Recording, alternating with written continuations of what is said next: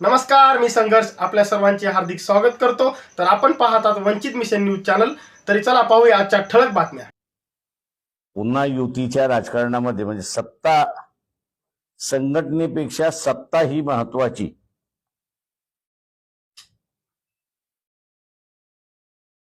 असं जे ब्रीद वाक्य झालेलं आहे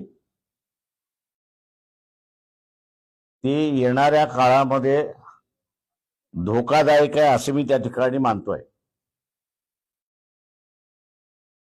राजकीय संघटनच वीक झालं आणि राजकीय पक्षच वीक झाले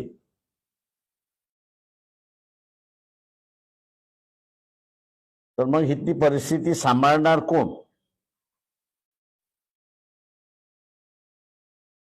तेव्हा सत्तेबरोबर संघटन सुद्धा महत्वाचं आहे। आणि आपण आता बघितलं असेल की ज्या भारतीय जनता पक्षाने 2014 पासून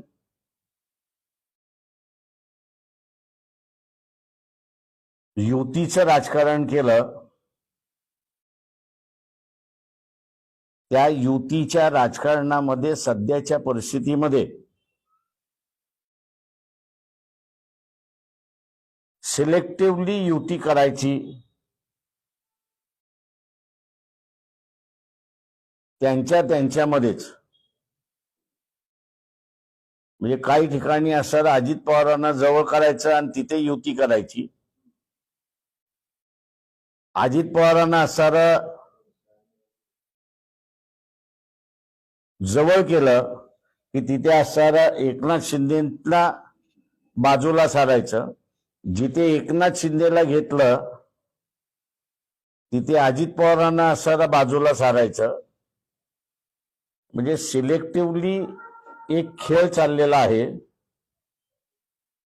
भारतीय जनता पक्षाचा, की विरोधी पक्षांना तर संपवायचंच आहे। बिहारच्या निवडणुकीच्या निकालावरनं आपल्याला असणारं दिसतंय,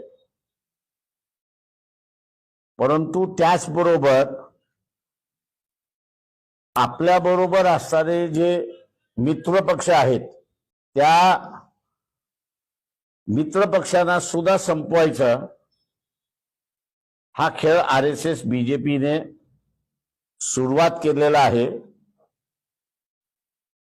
लोकशाहीमध्ये राजकीय पक्ष हा सगळ्यात महत्वाचा आहे आणि राजकीय पक्षच जर संपला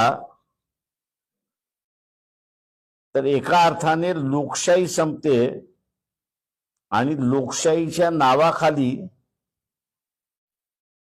सिंगल पार्टी रूल अशी सुरुवात होते आणि सिंगल पार्टी रूल डेमोक्रेसीच्या नावाखाली जर आपण म्हटलं तर ही डिक्टेटरशिप आहे अशी परिस्थिती आहे।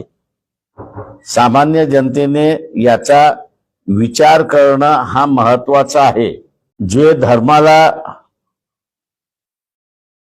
पाहून मतदान देतात त्या सगळ्यांना आम्ही असा जाहीरपणे आता असताना विचारतोय की तुम्ही किंवा तुमचं कुटुंब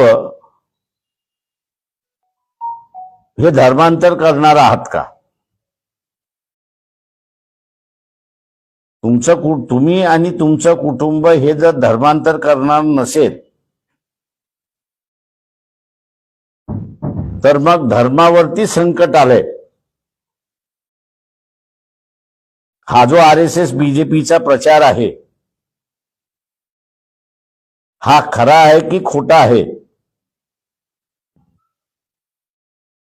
याच्यावरती आपण असा निर्णय करणं महत्वाचं आहे।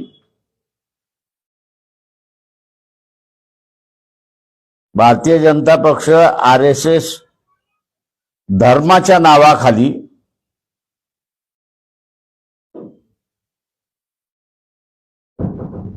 लोकशाहीला हुकुमशाहीमध्ये परिवर्तित करण्याची प्रक्रिया त्यांनी सुरुवात केली आहे। तरुण पिढीने 75, 76 74, 75, 76 या काळातली इमर्जन्सी भोगलेली नाही. माझी पिढी आणि माझ्या अगोदरच्या पिढीने इमर्जन्सी काय असते आणि हुकुमशाही काय असते हे आम्ही असं अनुभवलेलं आहे.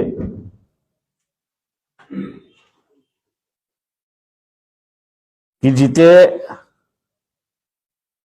त्याची झलक ही आपल्याला असताना दिसते की राहुल गांधी सारखा सुद्धा विरोधी पक्ष नेता अमेरिकेतल्या स्टीफन्स नावाच्या व्यक्तीकडे असणाऱ्या फोटोमध्ये आपल्या प्राईम मिनिस्टर नरेंद्र मोदी किंवा त्यांचे असणारे कॅबिनेट मंत्री यांचे फोटो आहेत का याचा खुलासा सुद्धा विचारत नाही. किंवा मध्यंतरी फोन टॅपिंगच्या संदर्भात आपण सगळ्या पत्रकारांनी पेगस नावाचा असणारा ऍप हे कसं मोबाईलमध्ये थ्रू इंटरनेट इम्प्लांट केल्या जाऊ शकतं आणि त्याची असणारी केस आता असताना सुप्रीम कोर्टामध्ये हिअरिंगला आलेली आहे. त्या संदर्भात सुद्धा सरकारने खरं ऍफिडेव्हिट तिथे दाखल करावं असं वक्तव्य कुठलाही राजकीय पक्ष काढू शकत नाही. याचं कारण की प्रत्येक राजकीय पक्षाच्या पाठीमागे ससेमिरा लावून दिलेला आहे ईडीचा, सीबीआयचा, आयबीचा आणि त्याला धमकवल्या जातंय की देशाच्या हिताचं आणि लोकशाहीच्या हिताच्या संदर्भातलं वक्तव्य केलं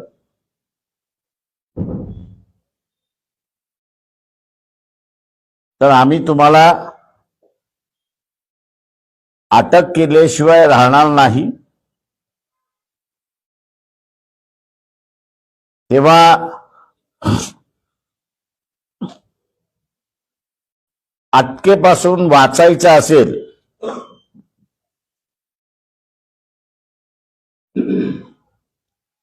तर आम्ही सांगतो ते करा अशा रीतीची असणारी भूमिका आहे. ही कॉर्पोरेशनची निवडणूक आहे याच्याबद्दल दुमत नाही, परंतु एक संकट देशावरती टांगती तलवार सारखं लटकते अशी असणारी परिस्थिती आहे. मध्यंतरी आर्मी चीफ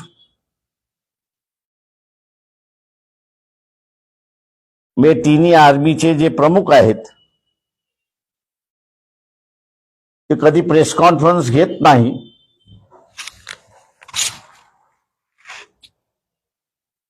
परंतु एक नाही 2 प्रेस कॉन्फरन्सेस त्यांनी घेतल्या.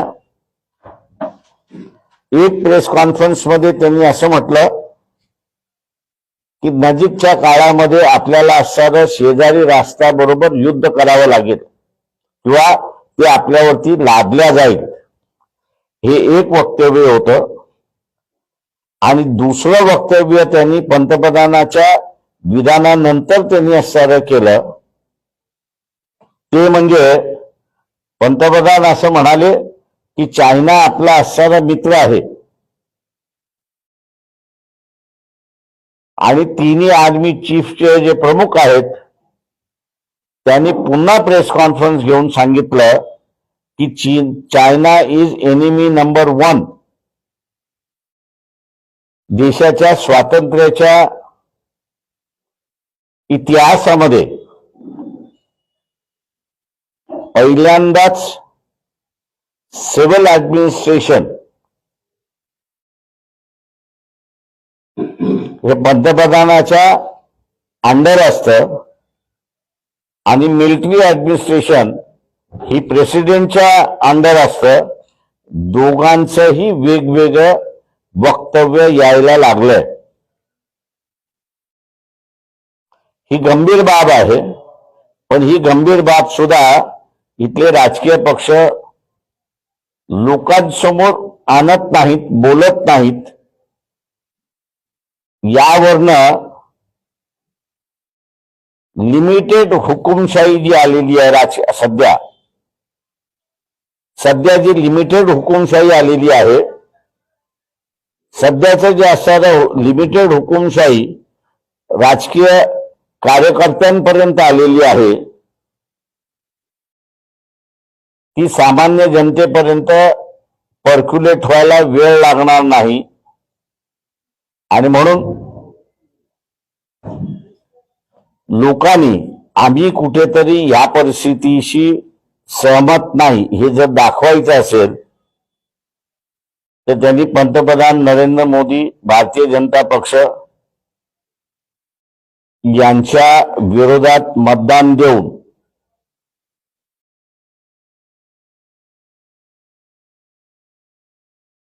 खऱ्या अर्थाने देशावरचं संकट आहे असं मी त्या ठिकाणी म्हणत नाही, पण विश्वगुरु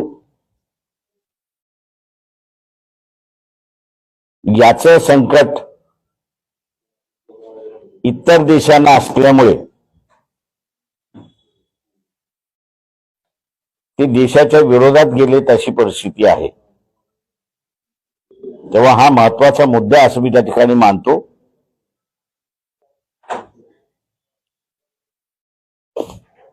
असा मुद्दा असं मी त्या ठिकाणी मानतोय. आणि या सगळ्या मुद्द्यांना घेऊन स्थानिक प्रश्नाबरोबरच महानगरपालिका आम्ही लढतो आहोत. आपण आता विचारा, ज्या पद्धतीने असणारं चाललेलं आहे, म्हणजे आता आम्ही RSS वाल्यांना असणारा प्रश्न हा विचारला की बांगलादेश मधल्या हिंदूंवरती अत्याचार होतोय का? तो होतोय, मी नाही म्हणत नाही, पण सरकार तुमचंच आहे. याला तुम्ही डिप्लोमॅटिकली हँडल करणार आहात की देशामध्ये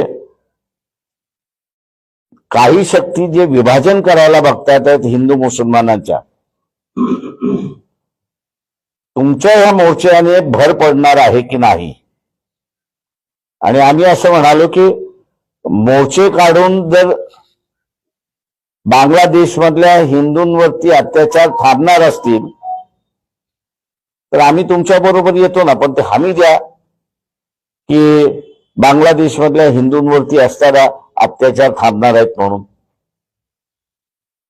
तेव्हा इथे यादवी असं होईल असं मला वाटत नाही, पण मनविभाजन करण्याचं कामकाज या ठिकाणी जोरदार चाललंय असं मी त्या ठिकाणी म्हणतो. आम्ही जसं म्हणालो की आत्ताच्या याच्यामध्ये जे पॅनिकी जे झालेली आहे ती भारतीय जनता पक्ष पॅनिकी झालेली आहे. आता सोलापूरचं उदाहरण द्यायचं झालं तर बीजेपीने अजून एकनाथ शिंदे असेल किंवा अजित पवार असतील यांच्या बरोबर बोलणी काही सुरुवात केलेली नाही. त्याच्यामुळे अजित पवारांनी इतर पक्षांबरोबर बोलणी, म्हणजे त्यांचा जो गट आहे इथे, त्याचा पक्ष जो आहे, त्यांनी इतर पक्षांबरोबर बोलणी करायला सुरुवात केलेली आहे. ज्या पद्धतीने भारतीय जनता पक्षाने आपली पहिले एकला चलो रे भूमिका ही सोडून देऊन मुंबईमधलं उदाहरण जर घेतलं तर त्यांनी एकनाथ शिंदेला बरोबर घेतलं आणि अजित पवारांना सोडलंय. तेव्हा हे जे धरसोडचं त्यांचं धोरण जोपर्यंत संपत नाही तोपर्यंत कोण कोणाची युती करेल हे सांगता येत नाही. आम्ही प्राधान्य कोणालाच देत नाही, जे आमच्या बरोबर बसतील ते आमचे. काँग्रेस पक्ष जो आहे त्याच्या आता एक लक्षात आलेलं नाही की नगरपालिकेच्या निवडणुकीमध्ये त्यांच्याकडे हिंदू राहिलेला नाही. जे काही आता त्यांना अध्यक्षपदाच्या निवडणुकीमध्ये यश आलेलं आहे ते आदिवासी भागामध्ये आलेलं आहे, विदर्भामध्ये. उरलेल्या सगळ्या भागामध्ये त्यांचं असणारं पानिपत झालेलं आहे हे त्यांच्या लक्षात नाहीये. आणि त्याच्यामुळे त्यांचं जे ओरबडण्याचं जे धोरण आहे ते जोपर्यंत ते सोडत नाही तोपर्यंत काँग्रेस बरोबर मला वाटतं कोणी बसेल असं मला वाटत नाही. मी अजून माझं तोंड उघडलेलं नाही त्या ह्याच्यामध्ये, पण मी ज्या दिवशी उघडेन त्या दिवशी काँग्रेसला महाराष्ट्राभर नाही तर देशभर फटका बसेल. आणि माझं म्हणणं असं आहे की ते मी करायला लागलो तर साल ते बीजेपीला फायदा होत असतो. त्याच्यामुळे काही गोष्टी ज्या आहेत त्या गुलदस्त्यात ठेवून आम्ही असणारा काँग्रेसला समजवण्याचा प्रयत्न करतोय. असे आम्ही चर्चा करण्याचे अधिकार जे आहेत ते आमच्या जिल्हा अध्यक्षांना आम्ही दिलेले आहेत.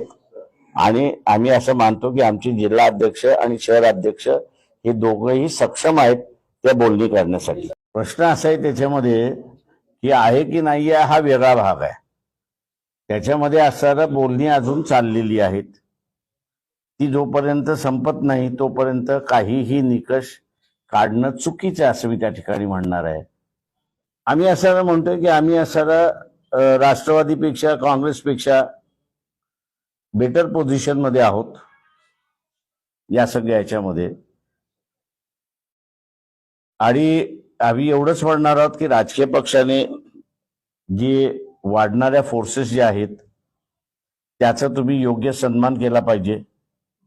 तुम्ही असं दुसरं कोणीतरी शिजवलेलं आहे ते मी बसून खाईन तर ज्यांनी शिजवलेलं आहे तो थोडी देणार आहे. मी आजही म्हणेन की ईव्हीएम मध्ये 10% मॅन्युप्युलेशन केलेलं आहे. मी आजही ते माझ्या बरोबर एक कुठलाही नॅशनल पार्टी जॉईन झाली तर मी ते सिद्ध करून दाखवेन. कोर्टाला म्हणजे इथल्या इलेक्शन कमिशनला कोर्ट वापरावं लागलं माझं पिटिशन बाहेर फेकायला. आणि मी आज कोर्टालाही चॅलेंज करतोय आणि इलेक्शन कमिशनलाही चॅलेंज करतोय की तुमच्याकडची कागदपत्र म्हणजे अनेक्शर 44 आणि अनेक्शर 54 हे दोन डॉक्युमेंट्स तुम्ही पब्लिक करा. हे दोन डॉक्युमेंट म्हणजे अनेक्शर 54 म्हणजे प्रिसाइडिंग ऑफिसर, अनेक्शर 54 म्हणजे रिटर्निंग ऑफिसर. त्या मतदारसंघात काय घडलं याची असणारं पूर्ण कुंडली आहे असं मी त्या ठिकाणी मानतो.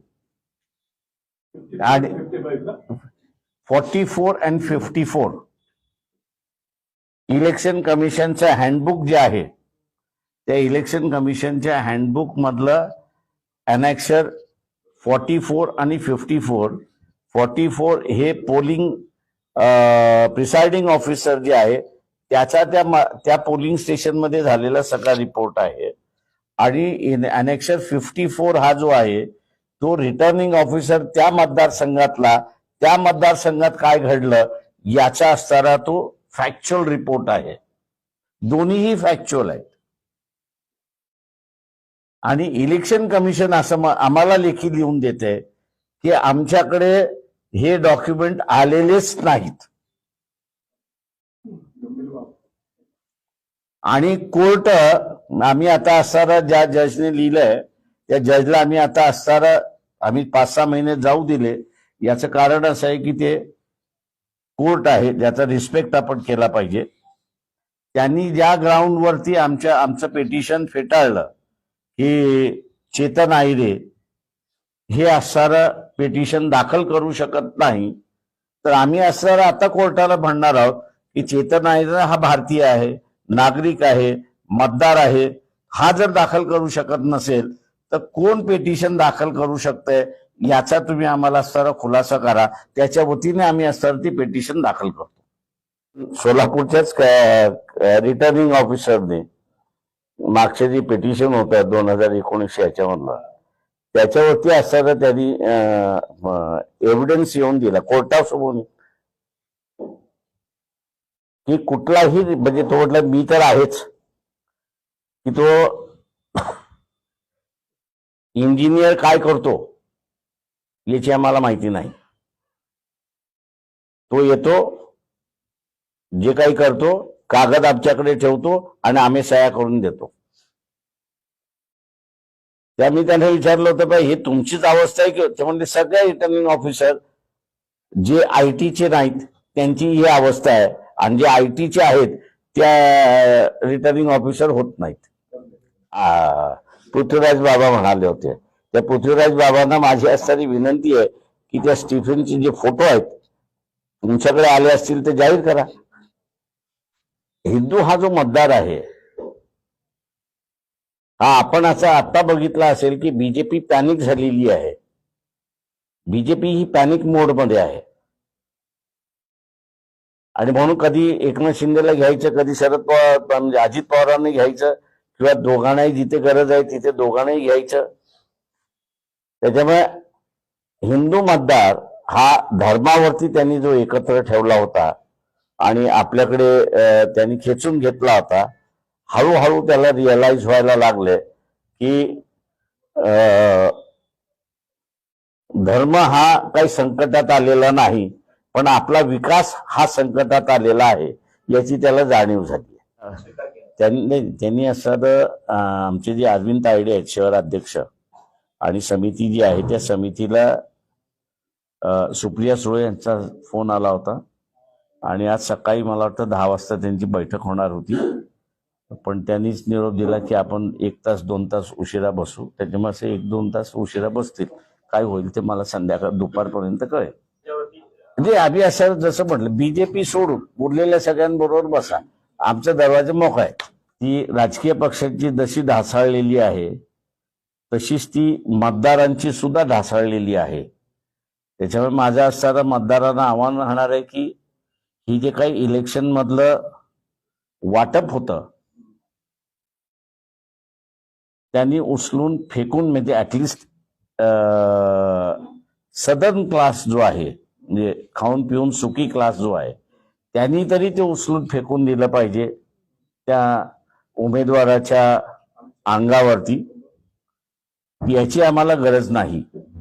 आम्हाला गरज आहे विकासाची. किंवा आम्ही तुम्हाला निवडून देऊ, तो विकास तुम्ही करा, याच्यासाठी आम्ही काही तुम्हाला मतदान देत नाही. एक वर्ग असा आहे की तो दिवाळीच मानतो. ते याचं कारण का त्याचं जगणंच हँड टू माउथ आहे. तो हँड टू माउथ जो जगणारा आहे तो ते घेईल त्याला, पण जो वेल टू डू आहे, जो सुखी आहे, खाऊन पिऊन सगळ्या गोष्टी त्याच्याकडे आहेत, त्यांनी तरी ह्या गोष्टी टाळल्या पाहिजेत आणि उमेदवारांना तोंडावरती सांगितलं पाहिजे की याची आम्हाला गरज नाहीये. आम्हाला गरज तुम्हाला सत्ता दिल्यानंतर तुम्ही आमचा विकास करा. जसं आता सोलापूरचं म्हटलं 10 दिवसानंतर पाणी येते. त्याच्यानंतर असं इथे ट्रान्सपोर्ट सिस्टम होती, सगळ्या बसेस स्क्रॅप मध्ये काढण्याची वेळ आलेली आहे आणि हीच परिस्थिती मुंबईत असती तर कॉर्पोरेशन 1 दिवस मी चालू दिली नसती. म्हणजे आजही तीच अवस्था आहे. तिथे लोक चालू देत नाही. ते माझं लक्ष नाही कमी झालं. लोकांनी मला निवडूनच दिलं नाही तर मी काय करू त्याच्यामध्ये. दिला असतं तर मी सरळ सांगतो विदिन 3 months सोलापूरला डेली पाणी आलं असतं. काही नाही आहे, पाहिजे तेवढं पाणी आहे. उलट वेस्टेज चाललंय. ते तुम्हाला फक्त पाईपलाईन टाकायची आहे, दुसरं काहीच नाही आहे त्याच्यामध्ये. आजही लोकांना आम्ही असं सोलापूरकरांना म्हणतोय महानगरपालिका तुम्ही द्या, 3 महिन्यामध्ये इथे असताना डेली पाणी सुरुवात करू आम्ही. म्हणजे मुंबईतून म्हणणार होतो ते तुमच्या हेतूतूनच म्हणतो. बाळ ठाकरेंनी जोग नावाचे असणारे व्यक्ती पुण्यामध्ये होते, बिल्डर होते आणि त्यावेळेस एक वाद सुरुवात झाला की इथे सगळे उत्तर प्रदेशवाले ब्रिजिंग बांधायला येणार का.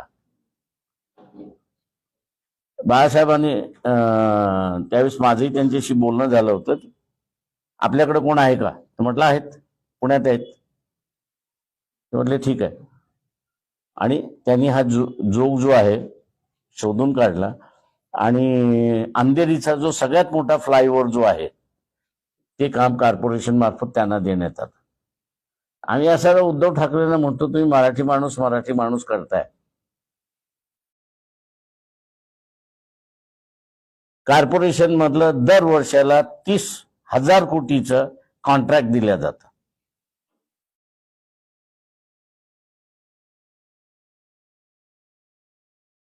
तुम्ही एक मराठी माणूस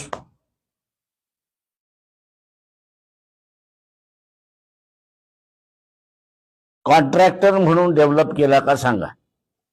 हा प्रश्न आम्ही राजला विचारू शकत नाही, कारण का राजकडे सत्ता नव्हती.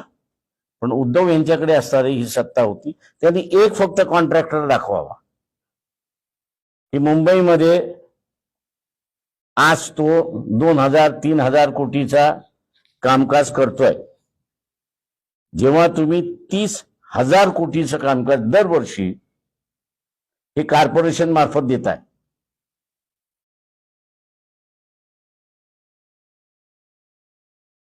तुम्ही जर स्थानिक माणूस म्हणजे महाराष्ट्रातला राहणारा माणूस, मराठी माणूस, याला तुम्ही जर कॉन्ट्रॅक्ट जे तुमच्या हातामध्ये आहे डेव्हलप करायचे ते तुम्ही देऊ शकत नसाल तर कसलं मराठी करत बसलेलात. बाळ ठाकरे कोणाबरोबर होते त्यावेळेस 90-92 मध्ये? तेही युतीमध्ये होते. बर, सत्ता तुम्हाला तुम्ही सत्तेमध्ये मेयर तुमचा होता, स्टँडिंग कमिटी चेअरमन तुमची होती, अर्धी स्टँडिंग कमिटी तुमची होती. तुम्हाला निर्णय घेऊन तुम्हाला ते करता आलं असतं. सगळे गुजराती आणि सगळे युपी वाले भरून ठेवले कॉन्ट्रॅक्टर म्हणून. सत्तेसाठी म्हणण्यापेक्षा स्वतःचं अस्तित्व राहण्यासाठी एकत्र आलेले.